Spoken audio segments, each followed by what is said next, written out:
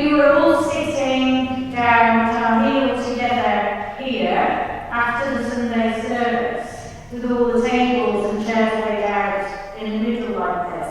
And something wonderful happened. A song started playing here, and almost as soon as the music started, I noticed this wave of movement as some people they got up and they started dancing. Women started dancing, and then the children started dancing too. It was beautiful, beautiful, graceful dancing. What was going on?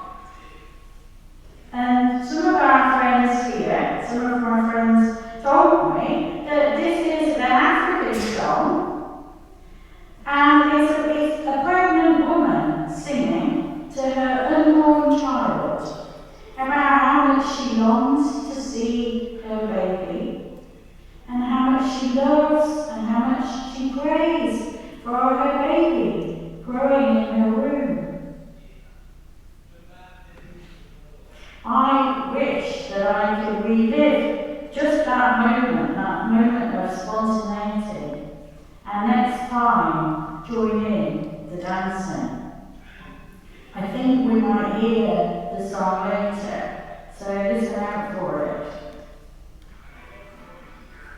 I love the fact that this is a community which does that, which just melts into spontaneous dance at the sound of a woman singing about the love of her unborn baby.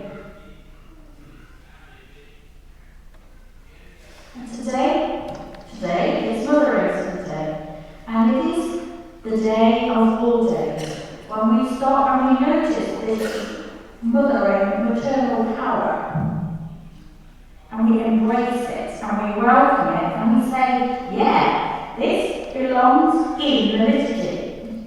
The mealtime, yeah, and now too. This is sacred. Motherhood, womanhood is sacred. And this love tells us something of God. It's not just about biological motherhood. It's for all of us who in our hearts have a care for one another.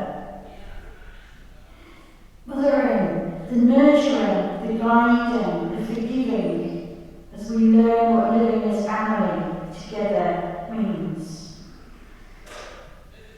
Jesus was always pointing out the ways of women around him.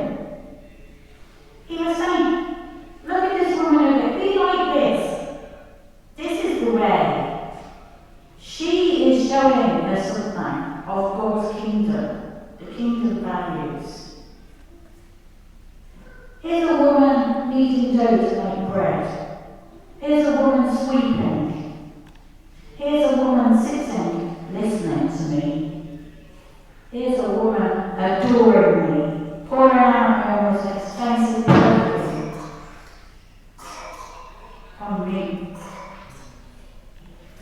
Women bringing their children to me to be blessed, or for healing.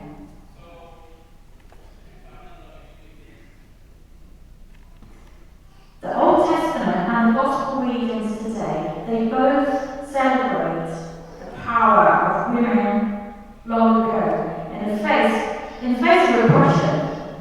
Nothing has changed over thousands of years. Despite societal inequalities, women still behave with dignity to preserve and to protect life, a risk to themselves. And we know it. We see it here. And we see it in the world all around us. And this tells us something of God. So let's have a look at the Old Testament reading again. This account in Exodus, well, it doesn't actually give us the name of Moses' mother, but we can find it somewhere else in the Bible. We can find it in Numbers. And we're told that her name was Joshua. Okay? So mother of Moses, the baby. She defied an oppressive racist state who wanted all of the Hebrew boys to be killed at birth. Mass extermination. She defied that rule, and so did the midwives, her midwives. Now, we know her name, Joshua, and we know the names of two midwives as well. Egyptian midwives, Shipra and Puah. We also, from Jewish tradition, we're told that the Egyptian princess who fished the baby out of the water, she was called Bithia, according to the Mishnah. Bithia defied her own father, and he was a pharaoh, to save the baby. Now, that can take some courage. And we know the name of that intelligent little girl, the sister, who was watching from the riverbank and fixed it so that her own mum would end up nursing the baby for the princess. That's really clever. She's Miriam. So, we've got these women from a story 4,000 or more years ago. And we remember their names. Miriam, Joshua, Puah, Shipra, Bithia. They're remembered because they played such an essential role in the hope of their people. And for us too. How many more women go forgotten down the ages? Their stories not told. Well, Miriam, let's say Miriam for a minute, the sister. The daughter of Joshua, the sister of Moses, also the sister of Aaron, she became a prophet. You don't always think of, we may not always think of women being prophets, but they were and they are. She became a prophet of the Hebrew people, and she journeyed into the wilderness with her brothers Moses and Aaron to lead the people, the Hebrew people, out of slavery and into freedom. And there's one special occasion that I'm thinking of today, where having escaped terrifying danger of armed forces pursuing them as they fled, what did Miriam do? She got a tambourine and she led the people in a dance. She got up and danced, a sacred dance of joy and of gratitude. And that song is still recorded in the Bible. Miriam's song and dance. A prophet. Okay, let's look at the gospel today, which is about a mysterious event, conception, and it's described to Mary by the angel Gabriel. Okay, who really understands it? This miracle of new life, which happens in a woman's body. When Mary hears the explanation from the angel Gabriel, she says, "Here I am, the servant of the Lord. Let it be according to your word." When Mary says that she's the servant of God, what images come to mind, I wonder? Servanthood. Well, Mary is often depicted in this story as a girl, maybe sweeping the floor or doing some humble domestic role. The kind of person many might ignore or look down on, take no notice of. She's depicted as quite an ordinary, humble, young girl, probably not very well off. But in her everyday womanhood, Mary is also a prophet. The prophets in the Bible are often, or usually, described as servants of God. Just a few verses further on, in the same chapter of Luke, what do we find? But Mary, she's gone to visit her old cousin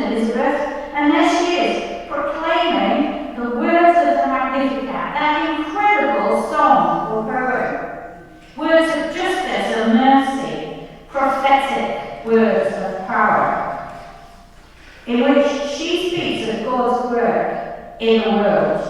God has brought down the powerful from their thrones and has lifted up the lowly. God has filled the hungry with good things and sent the rich away empty. Feeding the hungry, establishing equality, protecting the vulnerable, bringing down the oppressors. Well, these are caring, protective, maternal roles. They are God's work. Mary says these words in a land that is occupied by a tyrant empire. Even though they're words of mercy and justice, they are dangerous words for her to be saying. To be a servant of God, a prophet of God, is to be empty, like Mary, of self-interest, without fear of the future. It is to prioritize birthing God in the world, in word and action, with her whole body, her mind and her soul. And this is Mary's freedom. Nobody tells her what to do or what to say. There's no parental figure around saying, "Oh, Mary, you should think carefully about this." Nobody tells her or controls her. She speaks from her heart. And what she says is yes. Yes to God. In so doing, she becomes the mother of God, which is one of the most mysterious concepts in Christianity. Something happened in society a long time ago which led to the disrespecting of women. This in itself is an oppression. It's ignorant. It's shameful. It doesn't just diminish women, it diminishes the whole of the society. As a result, women in many societies around the world and throughout time have not been listened to and have not been fully respected. This disregard of female wisdom is a loss for everybody. But in this place here, we can do it differently. Here, we can listen, we can notice, we can respect. Here, we can seek to live by God's heavenly kingdom values. And we need to listen. The world needs to listen. Desperately. What is the prophetic voice of motherhood? What is the mother power within us? Is it not the voice which asks for compassion and for justice, that demands that we make the world a safe place for our children, these children? The voice that says, stop sending our sons and our daughters to war. The voice that says, let's create loving community, where we can cook together, help one another to share the burdens, where we can share the care of the children, where we can share the care of the sick and the elderly, where we can teach one another, where we can laugh together, weep together, and dance together. Remember what it says in Genesis, in the first chapter, male and female we are made in the image of God. Now God is imageless, so this is a mystery. But it's saying that we are together and the female is as important, is as powerful in understanding God, not to be ignored.